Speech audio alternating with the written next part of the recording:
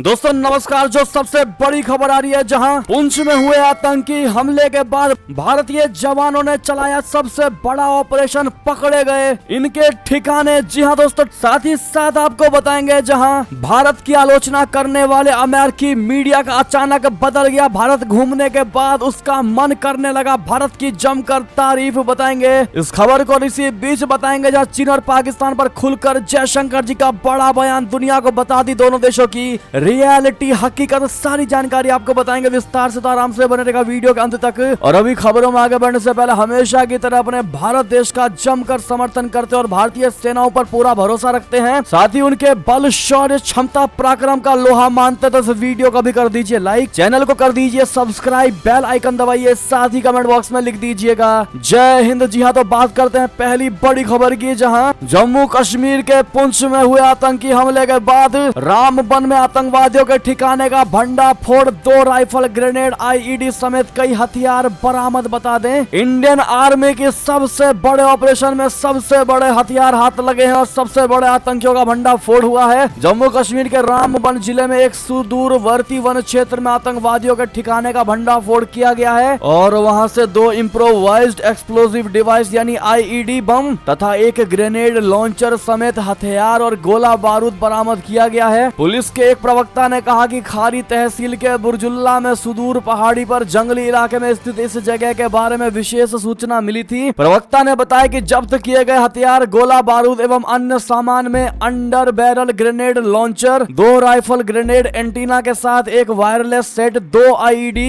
एक डिटोनेटर, एक 47 राइफल के 17 कारतूस, 9 mm की पिस्तौल के साथ 7 कारतूस, किसी तरल पदार्थ की एक बोतल, एक खाकी जैकेट और एक जोड़ी चमड़े के काले जूते मिले। उन्होंने बताया कि तलाशी अभियान के दौरान किसी की गिरफ्तारी नहीं हुई है। प्रवक्ता के अनुसार पुलिस ने कानून के संबंधित प्रावधानों के तहत मामला दर्ज कर लिया और आगे जांच जारी। आपको बता दें, ये सारे ऑपरेशन पुंछ में हुए आतंकी हमले के बाद जिस प्रकार से इंडियन आर्मी एक्टिव हुई और उनको पकड़ने के पीछे अब दूसरे धर भी पकड़ में आ रहे हैं। बहरहाल लगातार भारतीय सेनाओं का ऑपरेशन चल रहा है दोस्तों, देखते हैं कब वो पुंछ के आतंकी पकड़ में आते हैं। बहरहाल कमेंट सेक्शन में जय हिंद लिखना मत भूलिएगा। बात करते हैं अगली खबर की, जहां भारत घूमकर गए आलोचक CNN पत्रकार फरीद जकारिया के बदले सुर, अमेरिकी मीडिया का मन हुआ परिवर्तन। बता दें, भारत को लेकर क्या अचानक अमेरिकी मीडिया का मन परिवर्तन होने लगा है? ये सवाल इसलिए उठ रहे हैं क्योंकि पिछले कुछ महीनों से अमेरिकी मीडिया रिपोर्ट्स में भारत को दुनिया का भविष्य बताया जा रहा है और मोदी सरकार की तारीफ के कसीदे पढ़े जा रहे हैं। पिछले दिनों भारत घूम कर गए CNN के एक वरिष्ठ पत्रकार और भारत के बड़े आलोचक रहे फरीद जकारिया ने अपनी भारत यात्रा को लेकर चौंकाने वाली बातें कही है। चौंकाने वाली बात इसलिए क्योंकि अमूमन अमेरिकन पत्रकारों के मुंह से भारत की तारीफ कम ही सुनी जाती है। फरीद जकारिया ने CNN पर अपनी भारत यात्रा के बारे में एक टिप्पणी की है, जिसमें उन्होंने खुलकर भारत की बात की और जमकर तारीफ की। हालांकि आखिर में उन्होंने धार्मिक उत्पीड़न को लेकर कहा है कि थोड़ा सा मन बदलना और बाकी है। बता दें, CNN के जाने माने स्तंभकार फरीद जकारिया पिछले हफ्ते भारत का दौरा किया और उन्होंने कहा कि एक ऐसे समय में जब अमेरिका और यूरोपीय देश बढ़ती महंगाई और संभावित मंदी की आशंकाओं को लेकर काफी चिंतित हैं, उस समय भारत के लोग अपने भविष्य को लेकर काफी उत्साहित नजर आए। उन्होंने कहा कि जैसा हम भारत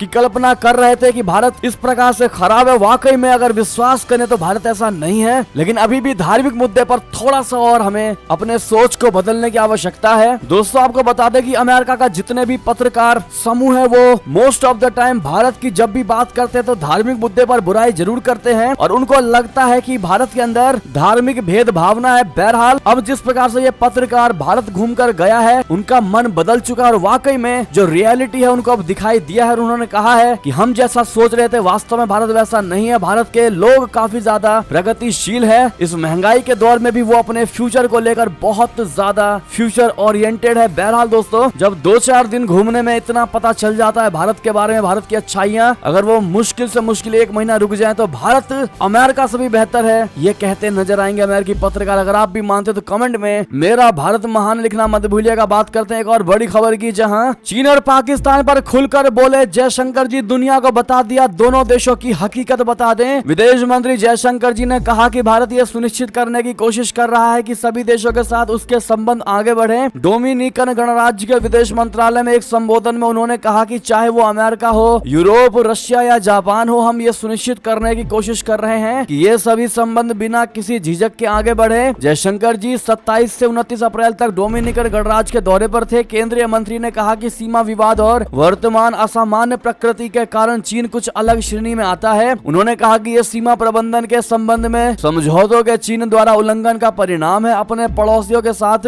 सहयोग करने की भारत की प्राथमिकता के बारे में विस्तार से बताते हुए जयशंकर जी ने कहा कि जबकि भारत ने पूरे क्षेत्र में कनेक्टिविटी, संपर्क, सहयोग में एक नाटकीय विस्तार देखा है, लेकिन इसका अपवाद पाकिस्तान है जो सीमा पार आतंकवाद का समर्थन करता है। उन्होंने कहा कि उत्तर में मध्य एशिया से अधिक प्रभावी ढंग से जुड़ने की रणनीति का भारत पालन कर रहा है। उन्होंने आगे कहा कि प्राथमिकता के ये चक्र आपको भारतीय कूटनीति का वैचारिक बोध कराते हैं और एक ऐसा जिसे हमने पिछले एक दशक में बहुत मेहनत से आगे बढ़ाया है, लेकिन उच्च स्तर पर हम सत्ता के सभी महत्वपूर्ण केंद्रों को शामिल करने के दृष्टिकोण का भी अभ्यास कर रहे हैं। साथ ही साथ जिस प्रकार से दुनिया को बता दिया गया है इन पाकिस्तान और चाइना की हकीकत, रियलिटी, अगर आप भी जयशंकर जी के बात का समर्थन करते हैं तो वीडियो को शेयर करना मत भूलेगा व्हाट्सएप, फेसबुक पर, और लाइक कर दीजिएगा जिन्होंने लाइक नहीं किया। अगली खबर की बात करें जहां आखिर दिल्ली में ऐसा क्या हुआ कि अफगानिस्तान की सत्ता पर काबिज तालिबान रशिया पर ही बिगड़ गया। जी हां, रशिया यूक्रेन युद्ध के साथ ही बदलते घटनाक्रमों के बीच भारत में शंघाई सहयोग संगठन की बैठक 4 मई से शुरू हो रही है। 2 दिन चलने वाली इस बैठक में भारत, चीन, Kazakhstan, Kyrgyzstan, Russia, Pakistan, Tajikistan और उज्बेकिस्तान हिस्सा लेंगे। एससीओ की बैठक इस बात से भी अहम हो गई है क्योंकि इसमें पाकिस्तान के विदेश मंत्री बिलावल भुट्टो और चीन के विदेश मंत्री भी हिस्सा लेने आ रहे हैं। इस बैठक पर अमेरिका और यूरोपीय देशों की नजरें हैं। इससे पहले इस ग्रुप में शामिल देशों के रक्षा मंत्रियों की बैठक भी 28 अप्रैल को हुई है, जिसमें ऐसा कुछ हुआ जिसकी वजह से अफगानिस्तान की सत्ता में काबिज तालिबान नाराज हो गया है। भारत के रक्षा मंत्री राजनाथ सिंह की अध्यक्षता में हुई बैठक में चीन, कजाकिस्तान, किर्गिस्तान, रशिया, तजाकिस्तान और उज्बेकिस्तान के रक्षा मंत्री शामिल हुए थे। इस दौरान रशिया के रक्षा मंत्री जनरल सर्गेई शोइगु ने कहा कि अफगानिस्तान में आतंकी संगठन फिर से मजबूत हो रहे हैं। ये पड़ोसी देशों के लिए बहुत बड़ा खतरा है, खासकर मध्य एशिया के लिए। इसी बैठक में भारत की ओर से ग्रुप में शामिल सभी 8 देशों से आतंकवाद के खिलाफ मिलकर लड़ने की अपील भी की गई, लेकिन उधर रशिया के रक्षा मंत्री की ओर से आए इस बयान पर तालिबान नाराज हो गया। अब ऐसे में रशिया की ओर से आए इस बयान पर 2 दिन बाद तालिबान की ओर से आई प्रतिक्रिया में इन बातों को पूरी तरह खारिज कर दिया है। तालिबान की ओर से कहा गया है कि अफगानिस्तान को पड़ोसी देशों के लिए खतरा कहने की बात एकदम गलत है और किसी भी प्रकार का कोई आतंकवादी यहाँ नहीं पनप रहा। बहरहाल अफगानिस्तान की आज की क्या रियलिटी है वो सब जानते हैं, बस यही है कि कहना कोई नहीं चाहता। बहरहाल आप किस पर जो भी निजी राय हो दोस्तों बताइएगा जरूर। साथ ही साथ अगली बड़ी खबर आपको बता दें, जहां आतंकियों के पास कश्मीर में जिहाद के लिए पैसे हुए खत्म, पाकिस्तान में खुलेआम वसूल रहा है चंदा। जी हां, कश्मीर में जिहाद करने के लिए आतंकी संगठनों के पास अब पैसे बचे नहीं है,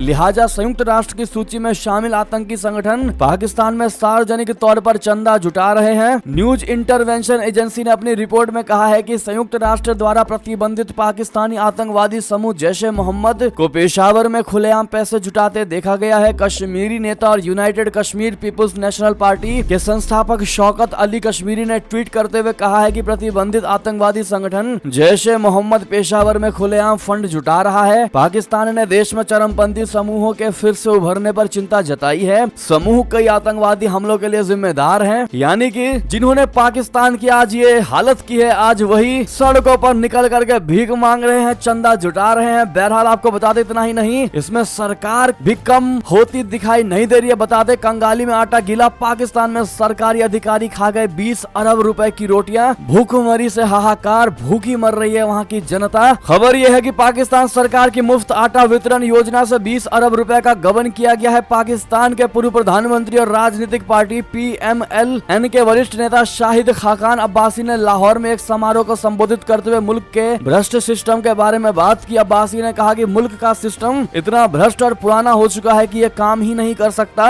अब्बासी ने कहा कि भ्रष्ट अधिकारियों की पहचान की जाएगी, लेकिन फिलहाल हमें ईमानदार अधिकारियों की तलाश है। एक तो वैसे ही पाकिस्तानी अवाम के पेट पर लात मार दिया गया है, अब उन्हीं के हिस्से में से इतने बड़े अमाउंट की कटौती करके उनको मौत के मुंह सुलाने का काम वहाँ की सरकार कर रही है। बहरहाल इस पर आपकी जो भी निजी राय हो दोस्तों कमेंट में लिखकर अवश्य बताइएगा। साथ ही साथ अगली बड़ी खबर की बात करते हैं, जहाँ श्री कृष्ण जन्म स्थान ईदगाह मामले में मुस्लिम पक्ष को लगा तगड़ा वाला झटका। इलाहाबाद हाईकोर्ट ने सुनाया बड़ा फैसला। बता दें इलाहाबाद हाईकोर्ट ने मथुरा में श्री कृष्ण जन्मभूमि कटरा केशवे देव के नाम से दर्ज ईदगाह की जमीन के विवाद को लेकर मथुरा जिला न्यायालय में लंबित दीवानी मुकदमे को निस्तारित करने का निर्देश दिया है। ये आदेश न्यायमूर्ति प्रकाश पाड़िया ने सुन्नी सेंट्रल वक्फ बोर्ड व अन्य की याचिका पर दिया है। कोर्ट ने अंतरिम आदेश एवं पुनरीक्षण आदेश के खिलाफ दाखिल दाखिल याचिका निस्तारित कर दी है। याचिका की पोषणीयता पर कोर्ट ने कहा कि इस मामले में पहले ही निर्णय आ चुका है, ऐसे में इस मामले में कोई हस्तक्षेप नहीं किया जा सकता। इसी के साथ कोर्ट ने याचिका में हस्तक्षेप करने से इनकार कर दिया। हाई कोर्ट ने पिछले सोमवार को फैसला सुरक्षित कर लिया था। आज के फैसले को मुस्लिम पक्ष को झटका माना जा रहा है। बहरहाल श्री कृष्ण जन्म स्थान ईदगाह मामले में आपकी क्या राय होने वाली है दोस्तों? साथ ही साथ कमेंट में जय श्री राम लिखना आप लोग बिल्कुल मत भूलिएगा। ऐसे में ये थी अब तक की सारी बड़ी खबरें। आपको हमारी खबर कैसी लगी? आशा करता हूँ बहुत अच्छी लगी होगी। थोड़ी भी अच्छी लगी तो इस वीडियो को भी अपने भाई बंधुओं में व्हाट्सएप, फेसबुक, ट्विटर के जरिए पूरे भारत में शेयर करना बिल्कुल मत भूलिएगा। और अभी कर दीजिए इस वीडियो को लाइक, चैनल को कर दीजिए सब्सक्राइब, बेल आइकन दबाइए, साथ ही कमेंट बॉक्स में लिख दीजिएगा जय हिंद जय भारत।